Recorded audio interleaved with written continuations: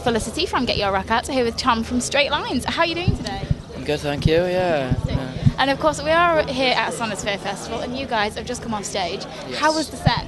Yeah, it was great. We've played to a full tent, which is always good, and yeah, I thoroughly enjoyed it. We played well, which is always a bonus, and yeah, it was, everyone was happy with the set, so it was good fun. That's fantastic. And I mean, was it kind of fans that you recognised, or was it a lot of faces that you'd never seen before? Oh, there's a lot of faces never seen. There's quite a lot of older rockers in the house. Oh, very nice. So I can imagine a few Metallica fans maybe just come over to check us out. Hopefully they weren't too offended by our young thing on rock. I don't know, whatever. Yeah. No, I think one of the great things about Sonisphere is the variety of fans that it does attract. Yeah, and yeah, it's awesome. Brilliant. You've just got every kind of genre. It's great. Yeah. I do thoroughly enjoy Sonisphere. I think it's. I actually never missed a Sonisphere. Are you serious? That's amazing. This is the second time we played, and I've been to two as just as a fan of rock music. So. So definitely a spiritual home. Yeah. Nebworth Park, home of Straight Lines, you know. No, it's just, I don't know what it is about Sonisphere, but there's just something about it that kind of makes it slightly different from everywhere else, and I'm still trying to figure out what it is, but I just love it. Chilled out, I think, you know, and it's, yeah, it's just a really nice atmosphere, you know, and it's a good mix of people. I think it's not like a massive festival in a sense of like a Glastonbury or something like that, so it's not so like intense, so yeah, so I love it, it's great, yeah. Glad, and we've got good weather for it as well, which is like always a worry. For now, anyway. Yeah. For the next half an hour or so, it's always good. So who else are you hoping to catch this weekend, or can you not stay the whole weekend? I'm here for the whole weekend, so I'll be looking forward to Limp Bizkit today. Very nice. And The Prodigy. I've never seen them before. Really? Yeah. They're so good. Yeah. So good live. Just one of my all-time favourites. Yeah? Yeah, I've heard a lot of good things. Frank Turner tomorrow, Deftones, Airborne, Metallica. 100 Reasons, of course. I mean, I know, I love 100 Reasons. They're a great band. One of my favourite albums, I think. Oh, really? I used by our stations. Yeah, when I was like 16, I still love it. I still listen to their album now. I think it's great. Wow. So. I love it. It's just kind of seeing all these bands like when you were kids. I think they had Sum 41 here a couple of years ago. I was just like, this is brilliant. Yeah, I know. They shut their set off like towards the end because they'd run over and they just kept on playing. Really? Yeah, just turned the PA off. Oh, that's naughty Derek. So rock and roll. Yeah. That's absolutely wonderful. It really, really is. And so, yeah, I mean, you guys have just brought out the new Reflect EP.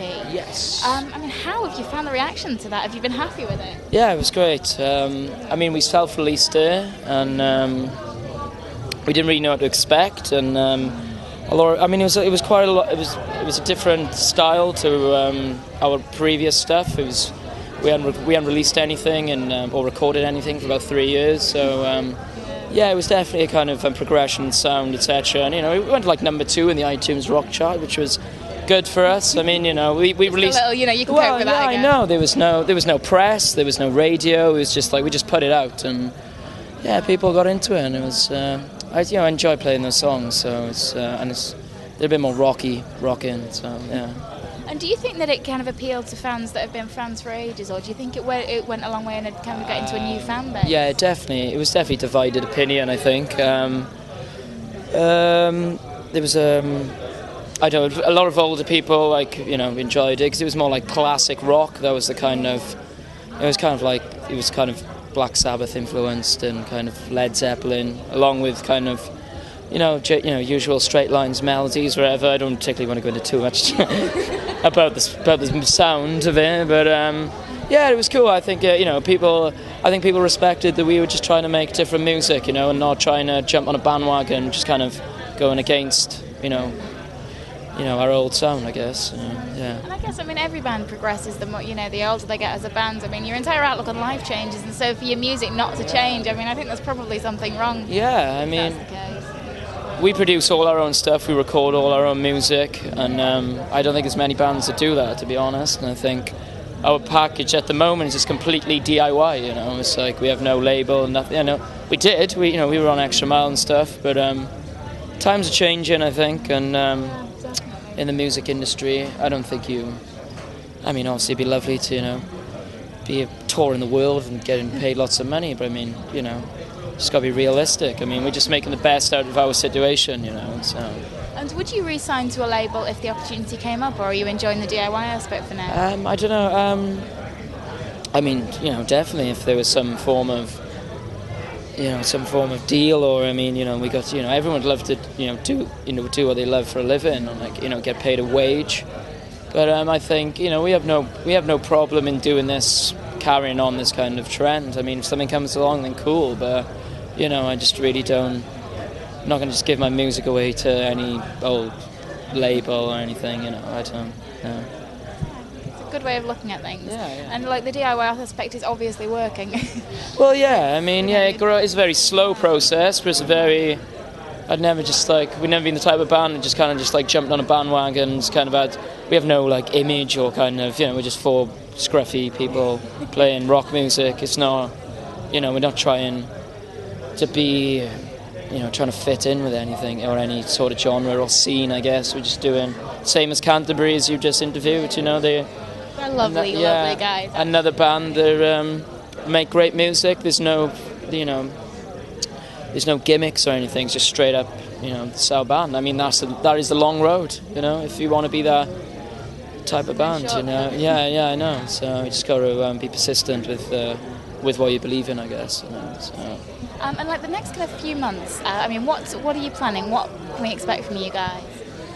I don't know. I mean, maybe just do another EP or maybe an album. I don't know. It depends.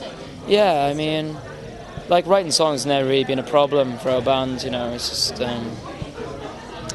But I'm sure we'll release some new music now by the end of the year, I guess. That's really exciting. Yeah. And is that going to be, because I know it's been a while since your last release, but are you wanting to kind of step the momentum up a level now?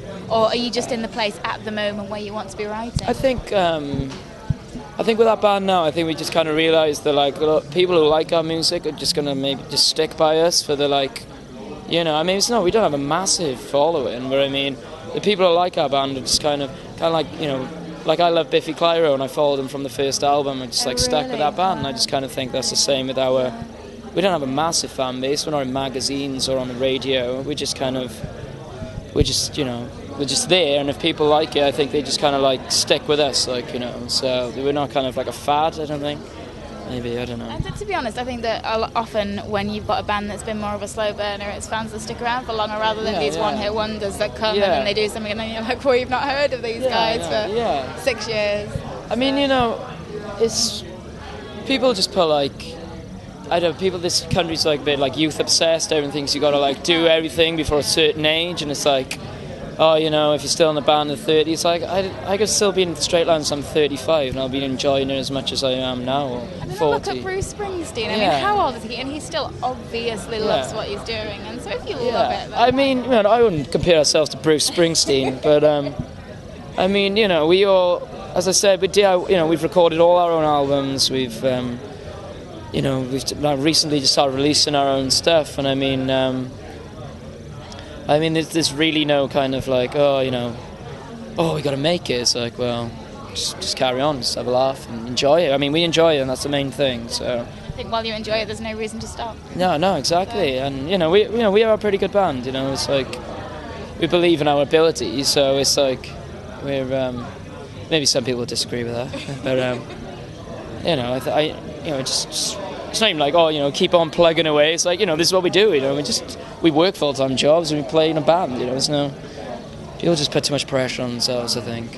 That's very true. Yeah. Well, thank you so much for having a chat. It's been a massive pleasure. It really has. And I'm sure that I'm going to see you at some point knocking around over the weekend. I have no doubt that we'll run into you in a bar. This is probably the last time I'll be able to string a couple of sentences together. From now it's downhill. Brilliant. Yeah, I think 8 o'clock is when it starts going downhill for me. Here's hoping anyway. So not long left. We've got another about 2 hours and 50 minutes to... Yeah, fantastic. 2 hours of sense, rest of the night none. Yeah. Definitely. Well, thank you so much. Thank you very much. Yes.